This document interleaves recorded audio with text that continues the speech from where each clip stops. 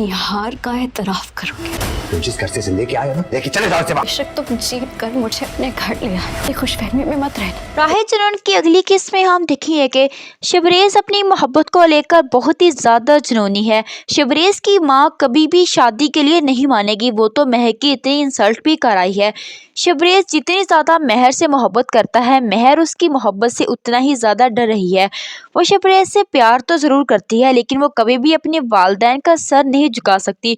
शबरेज तो उसे court marriage का भी कहता है, तो वो आगे से कहती है मैं कभी भी अपने बाप की इज्जत खराब नहीं कर सकती। शबरेज अपने वालिदैन को राजी नहीं कर सकेगा तो महर के पास अपनी वालिद की बात मानने के सिवा कोई रास्ता नहीं बचेगा। वह अपने बाप के पसंद किए हुए रिश्ते के लिए हाँ तो कह देती है, लेकिन दिल में तो सिर्फ शबरेज बसा है, लेकिन अपने बाप का कभी झुका सकती। दूसरी तरफ शबरेज की माँ भी शबरेज की शादी की तैयारियों में है। वो लड़की शबरेज को पाने के लिए पागल है, लेकिन शबरेज तो सिर्फ महर को पाना चाहता है। वो महर से जबरदस्ती शादी कर लेगा।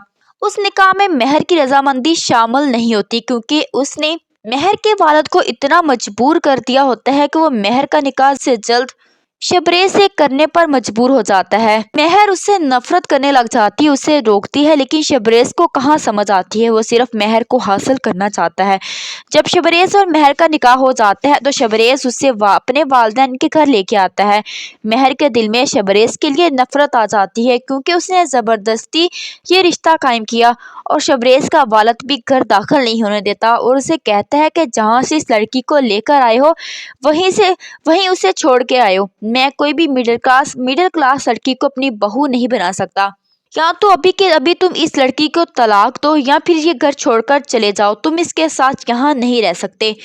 शबरेज कहाँ महर के खिलाफ कोई भी बात सुन सकता है। वो महर का हाथ पकड़कर कहता है कि मैं महर को कभी भी नहीं छोड़ूंगा, ये है तो मेरी सांसें चलती हैं। वो महर का हाथ पकड़कर उस घर से निकल जाता है।